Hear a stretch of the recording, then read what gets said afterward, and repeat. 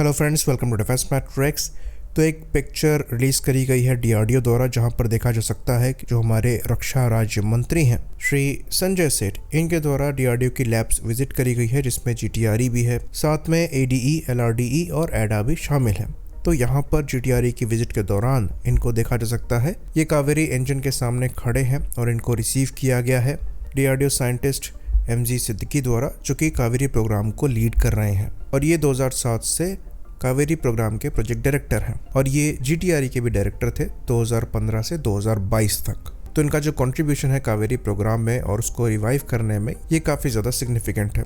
Even इन्हीं की leadership में कावेरी का वेट रिडक्शन और उसे LCA-30 से इंटीग्रेट करने पर काम चल रहा है। तो रक्षा राज्य मंत्री की जो विजिट है ये एनकरेजिंग है। रक्षा राज्य मंत्री को कावेरी इंजन शोकेस किया गया है, यानी कि ये लैब इसी पर काम कर रही है। तो ये चीज़ हम आपको बता दें कि जो कावेरी इंजन का प्रोग्राम है ये चल रहा है और जो रूमर्स आ रहे हैं कि इस प्रोग्राम को फंडिंग नहीं मिल पा रही है या ये प्रोग्राम आगे नहीं बढ़ पा रहा है, ये सब गलत है, क्योंकि ये इंजन वैसे ही यूटिलाइज किया जाना है इंडिया के स्टेल्थ फ्लाइंग विंग ड्रोन घातक UCAV में। तो अगर आप तेजस के पार्ट को हटा भी दें तब भी घातक जो है ये एयरफोर्स अच्छे खासे नंबर में सर्विस इंडक्ट करेगी और इसमें कावेरी इंजन ही लगेंगे।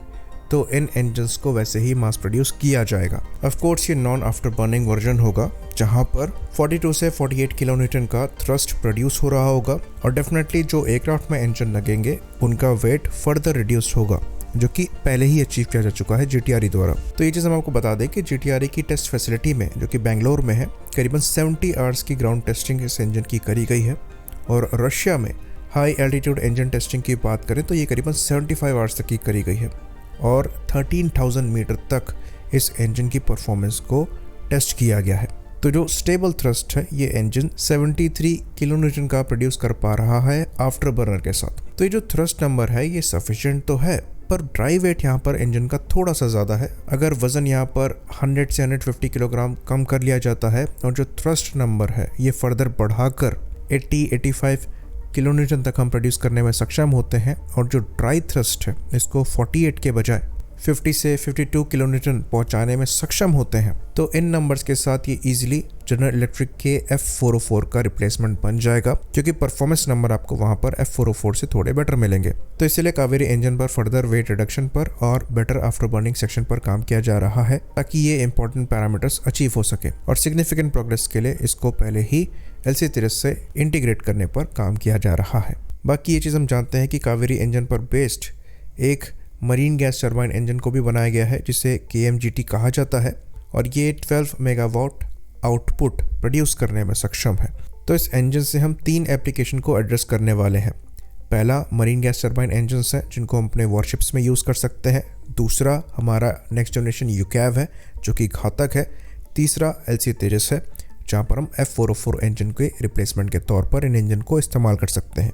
तो इन इम्पॉर्टेंट एप्लीकेशंस की वजह से इस इंजन का सक्सीड होना बहुत ज़्यादा ज़रूरी है और जो चीज़ें अचीव करी गई हैं उनको देखकर ऐसा लगता है कि हम सक्सेस के काफ़ी ज़्यादा क्लोज हैं। डेफिनेटली जो F414 इंजन की असेंबली को लेकर इंफ्रास्ट्रक्चर इंडिया में आएगा वो भी अगेन इस प्रोग्राम को हेल्प करेगा, क्योंकि वहाँ पर 80% मैन्युफैक्चरिंग TOT हमें मिल रहा है। तो क्रिटिकल कंपोनेंट्स की जो मैन्युफैक्चरिंग टेक्नोलॉजीज है वो डेफिनेटली कावेरी प्रोग्राम को भी हेल्प करेगी। साथ ही साथ जो नेक्स्ट जनरेशन इंजन हम इंडिया में कोलैबोरेशन के थ्रू बनाने वाले हैं, वहाँ पर भी जो टेक्नोलॉजी शेयर होगी वो अगेन इस इंजन को बेहतर करने में यूटिलाइज करी जा सकेगी।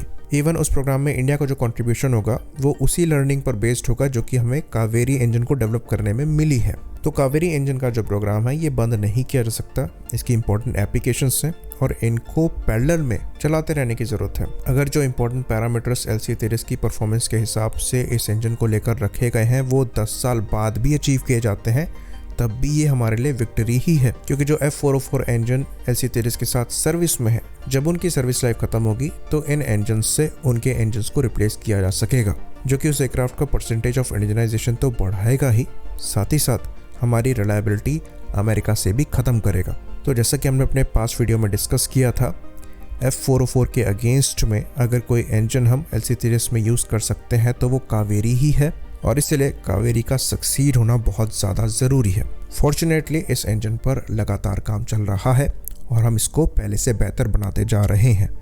आई होप इन्फॉर्मेशन यहाँ पर क्लियर रही हो। इसी बात पर इस वीडियो को हम ख़त्म करेंगे। लाइक करिए, सब्सक्राइब करिए, जय हिंद।